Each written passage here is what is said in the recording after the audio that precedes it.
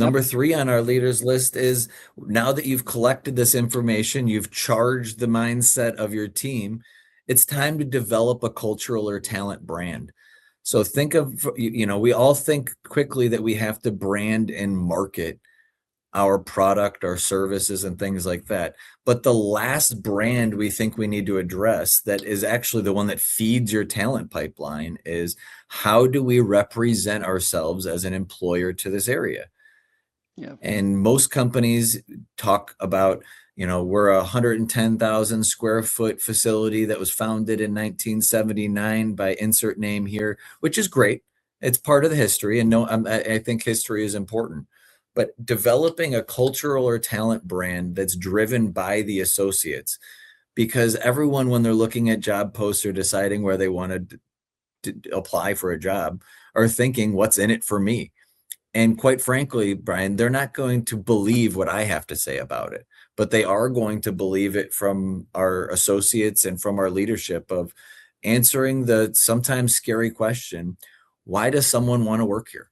Very simply, why does someone want to work here? And that's a very, very powerful answer. When someone feels enabled, supported, there's a growth track, there's clarity, there's support and guidance. All of those things become very easy to answer, and they become very relatable to someone that's viewing that content. So I think, if I were to hit a top 3 leaders list, it's charge the brains of your staff, understand how they think, act, and operate and view your company. And if you don't like those responses, make some changes, so that way you can be proud and ask them to build a cultural brand, whether that's using video, audio, blogs, and empowering them.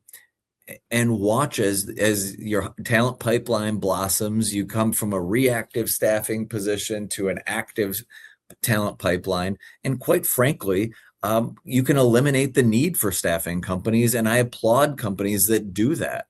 I'm happy to work myself out of a job, because that means you're a phenomenal employer in this area, and we can help you at a later growth stage. Yeah. Yeah, that's awesome, Kyle. So for our listeners, the tactics, like there are simple tactics. If you're listening to this and then you're saying, God, Kyle is really smart, and I can see how he's doing this, I want to do this too. What you basically said is, for EQ, let's identify a work style tool of some kind, right? So that we can start Right. to understand the personalities and our strengths and how we can best benefit from that.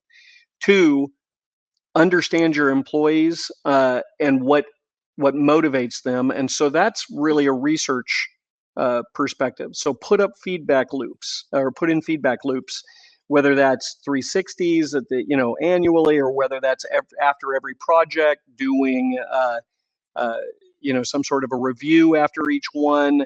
There's a ton of different ways, but you build that into the natural process of constantly listening and learning. And then that third piece of building that cultural brand, brand tends to make some people feel a little too squishy. So I always say, develop a clear expectations framework, document it, make that available to people so that they can then understand those expectations. And then it takes on a life of its own. That's when you do start to brand it, because you have pride behind it. So I just want to share that. Those are some specific tactics that everybody can take away from this as soon as they're done listening and put into action. And that's what I really wanted to focus on, Bryon, especially in our market. We work with a lot of, sub 20 employee companies that they leap to say, I can't be like Google and offer free dry cleaning and, teach you foreign languages and pay for advanced certifications.